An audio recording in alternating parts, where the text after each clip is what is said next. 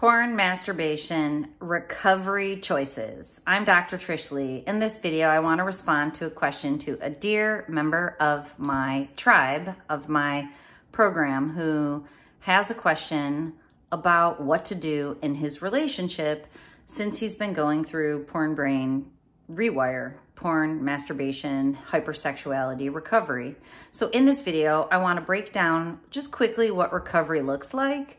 And then when you cross the bridge into successful recovery, on the other side should be a healthy sex life for you, your partner, or attracting a healthy partner to you. So I want to talk about that as number 2 briefly. And then number 3, talk about the choices that you have. So stay with me, because what we all don't realize in this life is that we have so many choices. We feel paralyzed, but there's actually choice in everything we do. And that's the last thing we're going to look at together. And within those choices will be a solution for you. So number 1, let's talk about porn and masturbation, compulsion, addiction, hypersexuality, whatever you want to call it. If you're dependent upon going into the screen, masturbation, fantasy, lusting, hypersexuality, sexual acting out, then there is a recovery process that's necessary to be able to put those issues behind. And the reason that it's important is because number 1, it damages your brain. Yes, cliche as it's becoming to the world, at least, not to me. Porn damages your brain. And it creates an unhealthy, dysregulated brain pattern that becomes locked in. That brain pattern is what creates all the issues and the heartache and the challenges and the struggle and the suffering for you. That neuro-rigid, unhealthy brain pattern, I call it the pendulum effect. A brain that's running too fast and running too slow. And basically it changes the dopamine mechanisms in the brain. It desensitizes the reward center in your brain. It decreases functioning in the frontal lobe, which impairs the reward pathways. And in doing so, it makes it so that you have to go back to the screen. You feel the need to go back to masturbation just to feel okay. So that's at the root mechanism. So what needs to happen is when you leave those behaviors behind through a comprehensive program for most people, that's what my 90-day program does for people and does for you, my dear friend, that I made this video for. The videos I have in my podcast are like the lending library.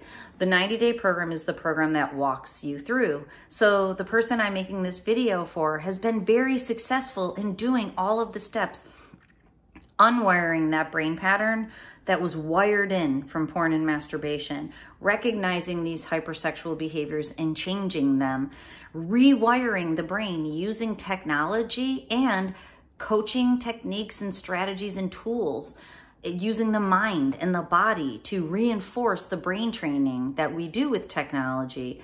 Getting to the other side of that is the hardwire phase. And that's what I'm talking about in this video. To hardwire in all those beautiful changes, it's imperative to create a life of integrity with a foundation that every day you wake up and you go into a life that you feel great about. Part of that is a healthy sex life. So here comes the question. The question is, I've done all those things. I'm not watching porn anymore. I'm not masturbating anymore. I'm not lusting anymore. I've gotten rid of fantasy, which is a really big challenge. This is the person's question. Now, my wife won't be with me sexually. There's no sexual relationship. When we are together, she thinks when I've tried to be together, she thinks I'm using her. You know, I'm not allowed to go into the bathroom because she doesn't want me potentially masturbating. I'm not allowed to shave because that's considered hypersexual. So here's what's going on. If your partner doesn't trust you still today, because of behaviors that you've had in the past, what needs to happen is communication between you and your partner. Now, I know you, my friend who asked this question, I know we've had this conversation so many times, but I also know that I can tell you it here again today, and you may not be able to do the thing that you need to do today. And I was thinking about this in preparation for making the video, and that's going to lead to the choices that we'll talk about. But I was thinking about, you can hear a message over and over, but sometimes it takes the right timing for that message to sink in. And I hope today is the right time for the message, because you've done everything you need to do to be able to get to the other side of the most difficult part. And there should be the reward. You've won. You should be able to get the reward in the real world. It's imperative for you that you do. So your partner can't tell you what to do. What we're talking about here is taking unhealthy arousal, hypersexuality, shifting it into healthy arousal, moving it towards healthy sexuality.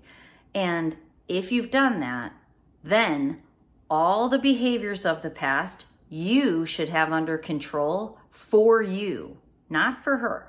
Now, this is very important because you do this journey for you. And maybe you were motivated into the journey for her, but when you get into the journey, it should really be so that you become the best version of yourself. You become the top tier version of you. I had the conversation with my 19-year-old son the other day. He was alpha mailing me, and I'm like, we all should be the alpha version. And you're not here to compare yourself to other people. You're here to compare yourself to the you of a year and a half ago. You're a different person than you were a year and a half ago. But she doesn't see that. She doesn't believe that. She doesn't know that to be true. Now, that's for one of two reasons. One is because you haven't shown her and you haven't been able to communicate that to her. Number two, she doesn't want to see it because of her own stuff. And there's other versions in there, but it's some combination of that. So let's move on to number three, which is the choices. The choices that you have are to either stay in the relationship the way that it is, having her tell you what you can and cannot do, having her set the parameters of what's okay for you, which you'll never be able to live up to if she doesn't believe you're doing them anyways. So that's a recipe for disaster. You can start communicating with her. And I know in your particular case, she's not willing to go to couples therapy, which is tragic because if you're not able to communicate with each other just by yourselves, having an emotionally healthy, regulated person who's an outsider and a bystander, especially a professional who knows the right, strategies to help you to be able to communicate better, therapy or coaching can be really powerful to be able to bridge the gap of, where you used to be to where you want to go. So getting professional help in communicating can be really, really important, especially if you're doing what you need to. Because if you're not able to convince her, then you may be able to if you have somebody else help you communicate. But if she's stonewalling you because of her own issues from the past, and she's not able to move into the future in a healthy relationship because she's used to being an unhealthy one, the work she needs to do is inside her. It's inside her. So you go back to the choices. You can stay in the situation the way that it is and never end up at the pot of gold on the other side of the rainbow. That would be tragic because you're doing what you need to do to get into a healthy relationship. But if your partner's unhealthy, it takes two people to tango in a healthy relationship. It takes two people to tango, healthy relationship. It only takes one unhealthy person to make a relationship unhealthy. So if you've become emotionally healthy and she hasn't joined you in that journey, then you may not be able to get to the relationship that you want and deserve, which is a bummer. It's tragic in my mind. And there's a way that you can communicate that to her. And this is where your journal comes into play. You can say, babe, I've grown through this process and I want you to grow with me. And I feel this disconnect between us because we are not on the same page. And I want to get on the same page about this. I'm doing the things that I need to do. Now, it goes back to the choices. So you can choose to live in that existence. You can choose to communicate with her. Now, when it comes to choosing to communicate, sometimes it gets worse before it gets better. And I know I've had to do this with the hubs a bunch of times because he's, avoiding something that needed to be addressed. And then what I would do is avoid it because I don't want conflict. I'm literally taught from my childhood to avoid conflict at all times. So now you probably heard me say this. When I feel that thing inside me saying, approach and engage, it feels like fear. And when I have the fear because I'm not sure of the outcome, then I can cross over into courage and go and talk to him and say, we need to talk about this. And then he'll go, I can handle this right now. And then I'll say, I get you can't handle it right now, but we still need to talk about it. It's not going away until we address and resolve it. And, you know, I'll say, put your big boy pants on. I put my big girl pants on. You and I need to talk about this. I said it to him last week because we have to decide what we're doing about our home and all that jazz. We're living in a new home. We still have our old home. And I'm like, dude, we need to talk about this. And he was on the phone. He's going, Trish is trying to talk to me. And I'm like, hang up so we can argue. And then he's like, why haven't you told me this before? And I'm like, I have been telling you this for 9 months, but every time I approach, you get mad and you want to argue. And I haven't had the bandwidth to argue. But today I need you to understand this needs to happen. And then he's like, oh, you're right. And he's just been avoiding it because he doesn't want to deal with it. But the avoiding's over. Now it's time for us to buckle down and figure out what we're going to do. Now is the time, my friend, for you to buckle down and figure out what you're going to do. You can stay in the existence and ignore it. I call that planned ignoring, when you're like, you know, it is what it is, but I have little kids and I'm going to stay here. I work with so many people that tragically stay caught in this whole thing until their children are grown at everybody's expense. Nobody wins. Divorce isn't what crushes kids. It's the way parents treat each other that crushes kids. And that's science proves that. Not that I want anybody to get separated. I actually want you to resolve it. But you need your wife to resolve it with you. And if she can't, you have to keep approaching and engaging. You have to keep showing up. You have to make the appointment for the couples therapist and tell her, if you are not at this meeting, then whatever boundary you're willing to set. Because one of these days, you're going to have to get off the roller coaster. You're going to say to yourself, and hopefully you don't freak out when you do it, but you're going to say to yourself, today's the day that I'm not doing this for one more second. And it all comes down to choices. Now, your wife has the choice to be with you even though she's not sure if you're masturbating when you're in the bathroom. Her choices are, can I be with him? And he tells me he's not masturbating, but he has been for 10 years. Can I still be with him? And if the answer is no, then she has choices. She can choose to leave the relationship. You can choose to change the relationship. You can choose to heal the relationship. You can choose to change all the parameters within the relationship. But what I'm here to tell you is when one partner controls another partner, it never ends well for both people because the goal of this recovery program is an interdependent relationship, a relationship where you're top tier partners and you're walking side by side, not one person ahead of the other at one time and the other person ahead at another. It's not this victim, perpetrator, rescuer triangle. It's not, she gets to tell you what to do. And if you're a partner listening, because I know partners are listening to these videos too, you don't want to control him. You're not his mother. So when I feel this stuff come up with my own husband, I was thinking about this because I also don't want to say we shouldn't be respecting each other. That's the healthy part. You have to get to be a healthy partner. When you're a healthy partner, you can look inside and you can go, this is not cool. She can't tell me what to shave and when. She can't tell me, what I can and can't do in the bathroom. She literally can't. She shouldn't be. But if you respect her and you know that it makes her uncomfortable if you masturbate in the bathroom, then you should be respecting that and not be masturbating in the bathroom. And if you can't do that, then we're talking about unhealthy versus healthy.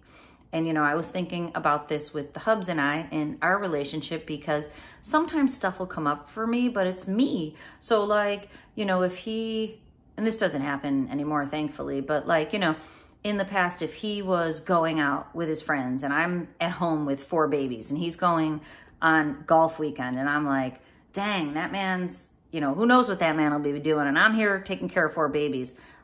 That's my choice. So now I will literally say that to myself. I want to be home with my kids. Last weekend, he was out at golfing with his friends and then having dinner and drinks and all that jazz. And he texted me, he's like, meet me over here. And I'm like, he's like, what are you doing? I'm like, I'm hanging with the kids. And now they're teenagers, so they're a lot of fun to hang out with. It's all kinds of weird. They don't need taken care of. They need hanging out with. So, you know, he texts me, he's like, meet me out. I'm like, I don't want to. I'm hanging with the kids. We'll see you when you get home. And the cool thing is, like, now I can see my choice in that. I made the choice to stay home with my kids. Even back when they were babies, I made the choice. And so if I'm uncomfortable because he's going, I have to look into that, like, what is that about me? And I've always trusted him, but if it's your partner doesn't trust you to go on a boys' weekend because she's not sure what you're gonna do, and if that's based on unhealthy behaviors in the past, then it's your job out of respect to make her feel at ease. That's you respecting her. So it's not like you have to do what she says. You want to do things out of respect for your partner. That's where you need to get it. So if you don't want, if you say to yourself, I'm not going to masturbate in the bathroom because out of respect for my partner, that's awesome. Not because she told you you can't. Because I would never tell my husband, we have a thing, like we would never tell each other what to do or what not to do. But it's very clear the boundaries that each of us is comfortable with. And those boundaries are the things that are important, because then we choose to respect each other's boundaries. Because we've learned over a really long time, it wasn't inherently this way, we've learned over a really long time how to communicate those boundaries to each other. This is what makes me feel comfortable. And honestly, there's been a few times, and my spider senses were tingling these few times, and they're legit. They're totally legit times where I'd say, babe, watch yourself there. It's making me uncomfortable. And he wouldn't see it until he saw it, because my spider senses don't tingle unless there's something to tingle about. And in those few moments, he's made choices that I didn't say, you can't go there, or you can't hang out with that person, or you shouldn't be talking to that person. I said, that seems unhealthy and it's making me uncomfortable. That's communicating how I feel, not what he has to do or doesn't have to do. And then we've had situations. We had a situation happen yesterday where I'm like, this thing might make you uncomfortable. What do you think? And he's like, go for it. I'm not uncomfortable. And, I was teasing him about that. I probably should check back in just to make sure that something that I'm about to do that could be crossing a boundary doesn't make him feel uncomfortable, out of respect for him, not because he would tell me not to. So to go back to the choices is, so you have the choice to live with a woman who tells you what to do or what not to do, which I would encourage you not to do that, because that's not a happy existence. Your wife has the choice to live with you doing the things that you want to do. So if shaving in the bathroom is something she doesn't want you to do, it's your right to do it. And then when you do it, it's going to create conflict. But you have to be ready for the conflict, because the conflict leads you to resolution. But the resolution may not be the outcome that you want if she can't meet you in this. That's why the exercise, so get your journal out again, and I do this with people in my neurofeedback coaching program, is to do a pre-mortem. Take your relationship and take it all the way to the worst case scenario. And I've done this in my own life. Like, what's the worst case scenario right now? And, in the times when the hubs and I were in a situation and it was rocky, I'm like, okay, what's the worst case scenario? And we had a practice together at the time. I'm like, the worst case scenario is if I leave, he has the practice. So literally I have no job, I have no money, I have 5 kids, I have no home, so I'd have to get an apartment. I'd have no stuff.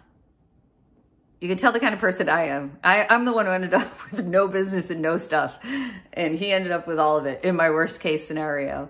I would have to start over again. So I'd have to date people, which was obviously is terrifying. I worked myself to the very worst case scenario. And guess what? I was still alive. I'm like, the kids would have to go back and forth between 2 homes, which that would really stink. And then I got myself to a place where, he really is my best friend. And I hope your partner is your best friend, even below all the junk that's going on. That's my hope for you. And if that's not the case, you can evaluate that. But, I'm like, I love him. So I want to have a nice relationship with him forever. So even if we get to that point, I will make sure we have a nice relationship. I will be fine. And the way, long story short, I pre-mortem that thing all the way to the end, and I was always going to be fine. And at the end of it, it was going to be changes. And, I would tell myself in those days where I'm like, I'm going to destroy our family. I'm not going to destroy our family. I'm going to change the unhealthy dynamics that we have right now in our family. And that's what I'm talking about. Divorce doesn't crush kids. It's all those unhealthy dynamics between partners, parents who clearly are not on the same page in a loving relationship. That's the stuff that crushes kids. That's why if you're going to stay in that, it has ramifications to it. Every choice you make has ramifications or implications to it. And when you think about them, they're very scary because change is terrifying. But when you feel fear and you can move towards it, approach and engage, there will be conflict, but conflict leads to resolution. Staying in unhealthy dynamics and not ruffling any feathers doesn't lead you to where you need to be.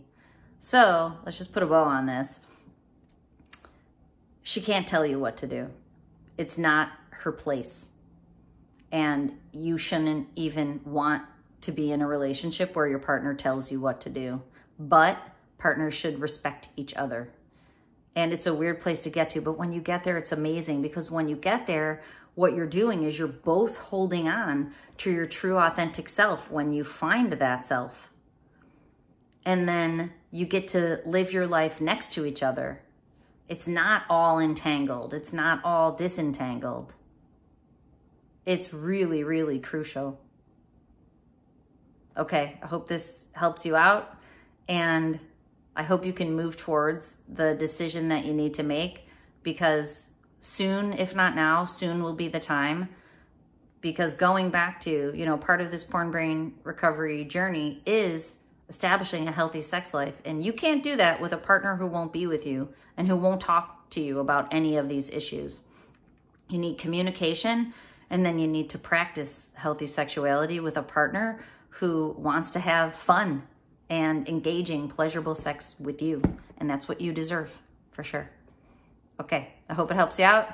And as always, control your brain or it'll control you.